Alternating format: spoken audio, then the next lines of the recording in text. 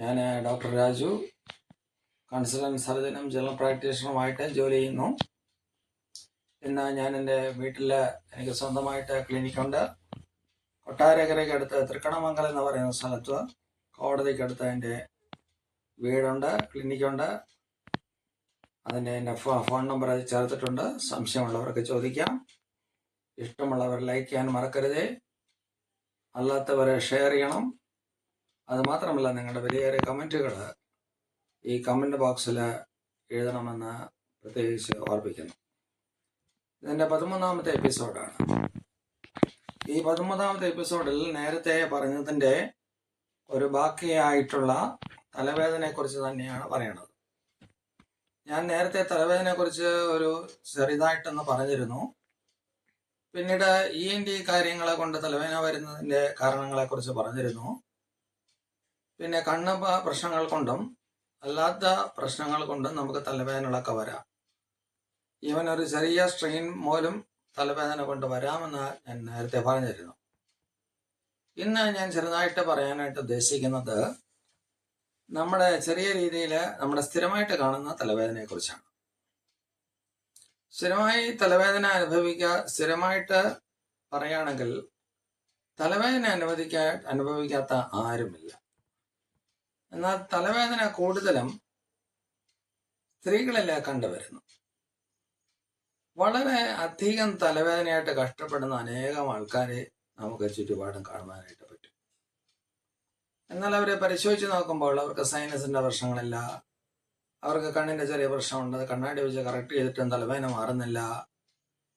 ഇങ്ങനെ തലവേദന ഒരു സർവ്വസാധാരണ അസുഖമായിട്ട് വിലസുമ്പോൾ അതിന് എന്തുകൊണ്ടാണ് ഈ തലവേദന വരുന്നതെന്ന് ഞാൻ ആദ്യം പറയട്ടെ.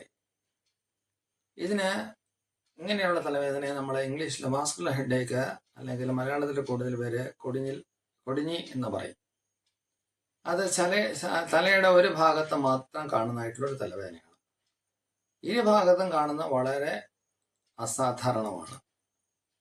ഇത് ഒരു പ്രായം കഴിഞ്ഞാൽ പിന്നെ അധികം ഒന്നും കാണാറില്ല. അതുപോലെ കൊച്ചു പിള്ളേരും വലുതായിട്ടൊന്നും കാണാറില്ല. ഒരു യൗവന പ്രായം അല്ലെങ്കിൽ കൗമാര പ്രായത്തിലാണ് ഇത് കൂടുതലായിട്ട് കണ്ടുവരുന്നത്. ഇത് വരാനുള്ള കാര്യം എന്താണെന്ന് ചോദിച്ചാൽ, നമ്മുടെ ബ്ലഡ് ഫ്ലോ കൂടുതലായിട്ട് തലയിലേക്ക് പോകുന്ന സമയത്ത് വരുന്ന ചില രാസവസ്തുക്കളുടേതായിട്ടുള്ള മാറ്റവും അതുപോലെ നമ്മുടേതായിട്ടുള്ള വാസ്കുലാരിറ്റി അല്ലെങ്കിൽ രക്തയോട്ടം പോകുന്നതിൻ്റെയും ഒരു കാര്യമാണ്. രക്തയോട്ടം കൂടുന്നതായിട്ടുള്ള സമയത്ത് ഇത് ത്രോബിങ് ഹെഡിങ് പോലെ ടപ്പ ടപ്പ ടപ്പ എന്ന് പറഞ്ഞ് ഈ തലവേദന വരികയും പോവുകയും ചെയ്തുകൊണ്ടിരിക്കും. ഇത് തുടങ്ങുമ്പോഴേ നമ്മൾ മരുന്ന് കഴിച്ചില്ലെങ്കിൽ, വേദന സംഹാരികളെ കഴിച്ചില്ലെങ്കിൽ, ചിലക്കത് മാസത്തിൽ ഒരിക്കലേ വരുള്ളൂ, വേദന സംഹാരം എടുത്തില്ലെങ്കിൽ ഇത് വന്നു കഴിഞ്ഞാൽ പിന്നെ ഭയങ്കര പ്രയാസമാണ്. കൂടിക്കഴിഞ്ഞാൽ പിന്നെ ഇഞ്ചക്ഷൻ കൊണ്ടേ മാറത്തുള്ളൂ. പൂർണ്ണമായിട്ട് റെസ്റ്റ് 2 ദിവസം കൊണ്ടേ മാറത്തുള്ളൂ. എങ്കിലും ചിലപ്പോൾ 2 ദിവസത്തിന് ശേഷം ഇത് വന്നിരിക്കാം. ആഴ്ചയിൽ 2-3 പ്രാവശ്യം വന്നിരിക്കാം. എല്ലാ ദിവസവും വരുന്ന ആൾക്കാരും ഉണ്ട്. തലവേദന അങ്ങനെ ഒരു ചിലരുടെ ജീവിതത്തെ, ഓരോ ദിവസത്തെ ജീവിതത്തെ തന്നെ വളരെയധികം സാരമായിട്ട് ബാധിക്കുന്നതായിട്ടുള്ള ആൾക്കാരെ നമുക്ക് കാണാനായിട്ട് പറ്റും. അത് ഒരു സൈഡ് മാത്രമായിട്ട് കണ്ടുവരുന്നു. ഈ തലവേദന കൂടുതലായിട്ട് വരുന്നത് യാത്ര ചെയ്യുമ്പോഴാണ്. അതുപോലെ ചില ആൾക്കാർ വെയിലത്ത് എക്സ്പോസ് ചെയ്യുമ്പോഴാണ് കൂടുതലായിട്ട് വരുന്നത്. ഈ തലവേദന കാണുന്നത് വൈകുന്നേരമാണ്. രാവിലെയും കാണാം, പക്ഷെ കൂടുതലും വൈകിട്ടാണ് കാണുന്നത്. ഈ തലവേദന വന്നു കഴിഞ്ഞാൽ നമുക്ക് എന്തെങ്കിലും ശബ്ദമോ അല്ലെങ്കിൽ സൂര്യപ്രകാശമോ അല്ലെങ്കിൽ ഏതെങ്കിലും പ്രകാശമോ നമ്മുടെ തലയിൽ അടിച്ചു കഴിഞ്ഞാൽ പെട്ടെന്ന് അത് വർദ്ധിക്കുന്നതായിട്ട് മനസ്സിലാക്കാനായിട്ട് പറ്റും. ഇല്ലെങ്കിൽ യാത്ര ചെയ്യുന്നത് കൊണ്ട് ഇത് കൂടാം. എന്നാൽ ടെൻഷനൊക്കെയുള്ള ആൾക്കാരെല്ലാം ഇതൊക്കെ കാണാം. വെറുതെ ടെൻഷൻ, ആവശ്യമില്ലാത്ത കാര്യങ്ങൾക്ക് ടെൻഷൻ അടിച്ചാൽ വൈകുന്നേരമായിട്ടോ തലവേദനയായിട്ട് മാറും. അതുകൊണ്ട് ടെൻഷൻ ഹെഡേക്കൊന്നും ഇതിനെ പറയുന്നുണ്ട്. പക്ഷെ ഈ തലവേദനയ്ക്കൊരു പ്രത്യേകം, ഇത് വരുമ്പോൾ വളരെ കഠിനമായിട്ട് വന്നാലും ചെറുതായിട്ട് വന്നാലും, ഇത് ചിലർക്ക് കഠിനമായിട്ട് വരുമ്പോൾ അവർ തന്നെ പേടിച്ചു പോകും. ഇത് വേറെ എന്തെങ്കിലും ട്യൂമറാണോ എന്തെങ്കിലും ഒക്കെ ആണോ എന്ന് അവർ പേടിച്ചു പോകും. എന്നാൽ അവിടെ പേടിക്കേണ്ടതായിട്ടുള്ളൊരു ആവശ്യമില്ല. നിങ്ങൾ അത് ഡോക്ടറെ കൊണ്ട് പരിശോധിക്കുക. മാത്രമല്ല, ഈ തലവേദന ഛർദിൽ കൊണ്ട് മാറുന്നതായിട്ട് മനസ്സിലാക്കാനായിട്ട് പറ്റും. അല്ലെങ്കിൽ ചില ഛർദിക്കും, എന്നാൽ ചുരുക്കം ചില ആൾക്കാർ വയറ്റിൽ നിന്ന് പോകും. ഇത് ഛർദ്ദിച്ചു കഴിയുമ്പോഴത്തേക്കും ഈ തലവേദനകൾക്ക് ഒരു വലിയ ആശ്വാസം വരും. പിന്നെയും അടുത്ത ദിവസം തന്നെ സംഭവിക്കാം, ചിലപ്പോൾ പിന്നെ 2 ദിവസം കഴിഞ്ഞിട്ട് സംഭവിക്കാം. പിന്നെയും ഇത് വരുമെന്നുള്ളത് വ്യക്തമാണ്. ചിലപ്പോൾ വർഷത്തിലൊരിക്കലേ വരത്തുള്ളൂ. ഇതിനെ ഈ ഒരു പാരാക്സിസം എന്ന് തന്നെ പറയാം. പക്ഷെ ആരും അതിനെ പാരാക്സിസം എന്ന് പറഞ്ഞിട്ടില്ല. ഏത് സമയത്ത് ഇത് വന്നു വിടുമെന്ന് അറിയത്തില്ല. ചില ആൾക്കാർ കുറേ സമയം TV കണ്ടു കഴിഞ്ഞാൽ ഇത് വരും, അവരുടെ കണ്ണെല്ലാം നോർമലായിരിക്കും. പക്ഷെ അവർക്ക് ആ സ്ട്രെയിൻ എടുക്കാൻ വയ്യ. ഈ സ്ട്രെയിൻ എടുക്കാൻ വയ്യാത്തപ്പോഴും മനസ്സ് പറയുന്നതിൻ്റെ ഒരു കാര്യമാണ്, നിങ്ങൾ എത്രയും വേഗം നിർത്തുക, എത്രയും വേഗം നിർത്തുക, എത്രയും വേഗം നിർത്തുക, നിങ്ങൾക്ക് ഇത്രയും സ്ട്രെയിൻ ചെയ്യാനേ ആവശ്യമുള്ളൂ എന്ന് പറയുന്നു.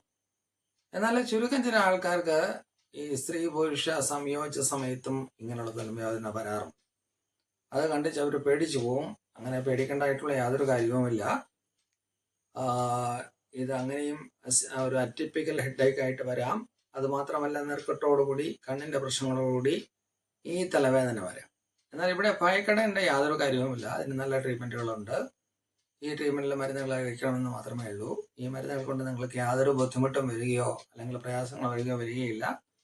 പക്ഷേ നമ്മൾ ആ മരുന്നുകളൊക്കെ നമ്മുടെ സൗകര്യം പോലെയല്ല കഴിക്കേണ്ടത്. ഡോക്ടർ പറയുന്ന രീതിയിൽ കഴിച്ചു കഴിഞ്ഞാൽ ഈ തലവേദന ഒരു പരിധി അല്ല, 95% വരെയും ഇത് കുറച്ചുകൊണ്ട് പോകാനായിട്ട് പറ്റും. ഞാൻ ഈ പറഞ്ഞ കേട്ട എൻ്റെ പ്രേക്ഷകരോടും എനിക്ക് വളരെ നന്ദി ഞാൻ ഈ സമയത്ത് പ്രകാശിപ്പിക്കുന്നു. ഇത് ഷൂട്ട് ചെയ്തതായിട്ടുള്ള എൻ്റെ മകളോടും അതുപോലെ ഇത് കേട്ടിരുന്ന നിങ്ങളോടും വീണ്ടും നന്ദി പറഞ്ഞുകൊണ്ട് അടുത്ത എപ്പിസോഡിൽ കാണാമെന്നൊരു പ്രത്യാശയോടെ ഞാൻ എൻ്റെ വാക്കുകളിൽ നിന്ന് വിരമിക്കുന്നു.